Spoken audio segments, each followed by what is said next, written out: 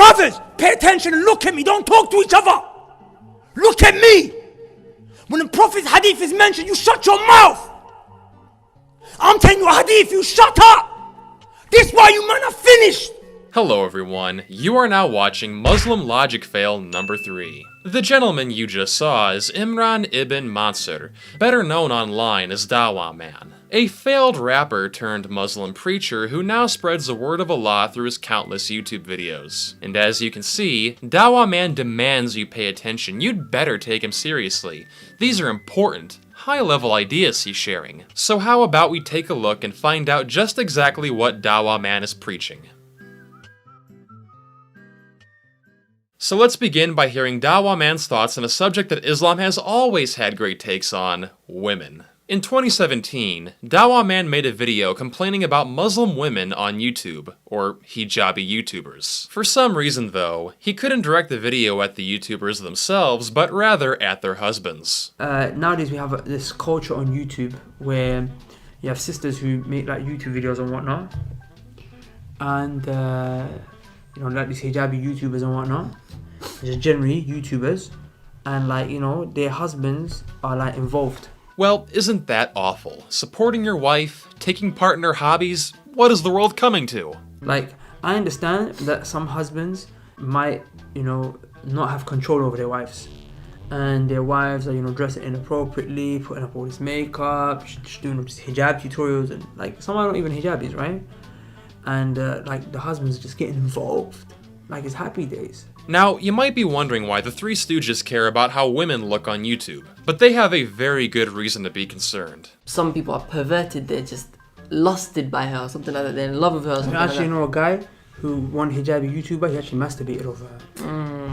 that. It's disgusting. Well, there you have it. If Muslim women put videos up on YouTube, men will privately fap to their content and then tell Dawah Man about it for some reason. Imran gets these emails, I can't deal with those kind of emails, that's nasty, man. Imran gets them kind of stuff. How do you deal with that, man? But there's something else women have to worry about more than men fapping to their videos. No, not sexual harassment, not forced marriage or domestic abuse, but spirits, or as Islam calls them, the jinn. It's not just the perverted eyes of the evil men, but rather you also have to understand that you are being watched by the demons from the realm of the jinn as well. This is their plan, people. These are demons. And many a time it happens. So much I have dealt with these situations, my beloved sisters, that there is a sister and a jinn falls in love with her. And many a time it happens, I have seen that because the jinn is in love now, he destroys the girl's life. He doesn't allow her to get married. Anytime she moves to getting married, he destroys, stops it from happening. Or, if she does get married, he causes problems between the husband and the wife. Wallahi, these are things I have seen, I've dealt with them, personally I've dealt with these situations. So with this compelling information Dawah Man is sharing, it might come as a shock to you that apparently many of these sisters out there aren't praying. So I was at home just before I came here. I started to think and ponder over the sisters, and I was particularly thinking about the sisters who are not practicing. I was particularly thinking about the sisters who don't pray, sisters who are doing haram. You know, some of them wear hijab, some of them don't. And wallahi, like, it really hurts. Who would have thought that people would prefer liberty over having virtually every aspect of their lives controlled? But there is one woman that Dawah Man has especially strong opinions on, and her name is Mary Jane. While most people think of Islam banning alcohol, according to Dawah Man, Islam also bans smoking weed. Inshallah, today I'm going to be discussing weed from the angle of the Quran and the Sunnah. So a lot of people are probably shocked, thinking, weed, was it around at the time of the Prophet ﷺ? Is there any verses, any ayat in the Quran that talk about weed? And you'll be very shocked, inshallah ta'ala, how the Quran and the Sunnah, it deals with this issue very well. The Prophet ﷺ said anything that will intoxicate you, if you drink a lot of it, if you smoke a lot of it, if you sniff a lot of it, if you eat or inhale a lot of it, it will be haram for you even if it's a small amount. Does it have the ability to get you high? Does it have the ability to intoxicate? Yes, it does. If that's the case, then you've got to stay away from it. Well, that's interesting, Dawah man, because there's something else out there that can also get you high. Water. H2O, dihydrogen monoxide. That's right. If you drink enough water, you can experience a phenomenon called water intoxication. Symptoms of water intoxication include head pain, cramping, nausea, and fatigue. In some cases, it can even be fatal. Now granted, you have to drink a lot of water for this to happen, but as you said... Does it have the ability to get you high? Does it have the ability to intoxicate? Yes, it does. If that's the case, then you've got to stay away from it. So, following your logic, you should stop drinking water. But along with being an intoxicant, Dawah man has another reason for why it's bad to light up. Another thing that it does to you, it makes you ma'boonin. What's ma'boon? What's ma'boonin? I tried to find an English word for this that would describe it, but it's a bit of a mad word. The word is calamite. Does anyone know what a calamite is? Calamite is basically a young boy that is left for homosexual activity. Ibn Taymiyyah says it turns you into a young boy that's gay, basically. It inherits in you homosexuality. Weed makes you homosexual. Oh no, Alex got it all wrong. It wasn't the chemicals in the water, it was the weed. I don't like them putting chemicals in the water that turn the friggin' frogs gay. I've yet to see any research showing that weed, or any drug for that matter, can change your sexuality, but let's hear him out. Music, alcohol, fornication, each one leads to the other. You listen to music, it's gonna lead you to get drunk because you're gonna listen to music in a club and you're gonna sleep with a chick after. You sleep with a chick, your shame is gonna go so low that eventually you're gonna say, I got bored of sleeping with so many chicks. Let me try something new. So what do? You go and you beat a man. Well, can't really argue with that logic. So now let's quickly talk about punishments. Because when a person does a wrong thing, they need to be punished. Anyone who drinks the alcohol, or he smokes weed, or he sniffs coke, takes this drug, fajliduhu, lash him. How many times? He gets lashed 80 times. If he does it again, fajliduhu, lash him again 80 times. If he does it again, fajliduhu, lash him again 80 times. If he does it for the 4th time, this guy's not getting it. No more lashes. Yeah, it's almost like this method of discipline doesn't work. Perhaps instead of lashing, you could try what they've done in Portugal, where they've enacted drug decriminalization, focusing less on punishment and more on treatment. And, as a result, the drug problem in Portugal has improved. At one point, hundreds of people were dying every single year from opioids, but now that number's been cut dramatically by 90%. So, wouldn't this technique be better than whipping people like cattle? The Prophet said, "Faqtuluhu, kill him." This man gets death penalty now. Oh, well, there's that option too. Now, of course, I'm just saying it one more time. That doesn't apply in this country. Because it's not the law of Muslims not applied here. So please, brothers, don't start finding the drug dealers in the ends and start killing them. Don't do that. Don't do that, okay? Don't do that. Assalamu alaikum. Don't do that. Don't find the drug dealers in the ends and start killing them. Don't play that game, please. You know, if you have to warn your following not to go out and kill people, it might be a sign that what you're preaching is kinda messed up. I also love how his reasoning for not killing people isn't because it's wrong, but because the country he lives in, the UK, doesn't follow Sharia law. But if the UK were to establish Sharia law, would he then be okay with it? Maybe I shouldn't worry about that though. There are far bigger issues out there anyway, like the non-believers. As a Muslim preacher, Dawah man has a bone to pick with those who don't believe in the God Allah, especially those who don't believe in any God. If you thought the portrayal of atheists in God's Not Dead was bad, get ready. Dawah man has portrayed atheists as being the Terminator, I've come to terminate your belief in the unseen. Psychotic killers of chocolate bunnies, You don't matter. and even drinkers of their dad's sperm. In a video which Dawah man apparently spent 5 months on. I have a video that I've done for about 5-6 months, and it's, in my humble opinion, it's my most, it's my best video.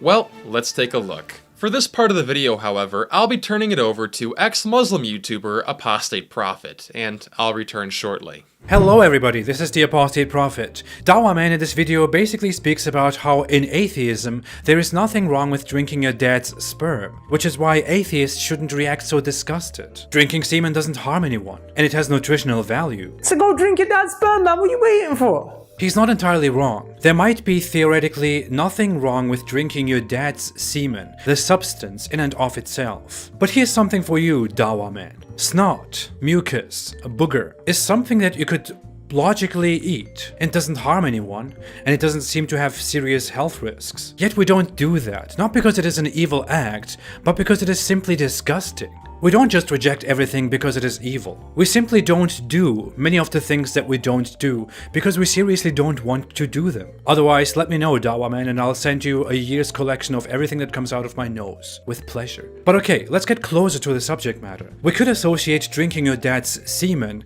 with having a sexual relationship with your dad. That is simply something we are not into. We ban it as a society. We grow up feeling that it is wrong and disgusting, and we learn that it is extremely harmful to us, to our offspring that we naturally care about, and the societies that we live in. And that is probably the reason why we usually feel a natural disgust. And if we are vastly disgusted by that, then we will be disgusted by drinking the semen as well. The entire point of his video is to explain that atheists are disgusted by drinking their dad's semen, because we all have the same sense of morality, and that there cannot be a rational explanation to the origin of this morality except that our morality comes from a higher being, which of course is the Arabic god Allah. First off, we don't all have the same sense of morality, and neither did humans have the same morality all the time. If I told Dawah Man now that cultures outside of Islam don't have the same sense of modesty, and that we don't turn the female skin into this huge trigger for hungry rapist men, he would try to explain to me that the hijab is absolutely necessary in order to make society better. Yet all those who are not Muslims would heavily disagree with him and think that his argument for the hijab was morally wrong. Numerous other examples include Islam's lenience on child marriage. Even modern Muslims today find that disgusting. You as Muslims generally find alcohol very bad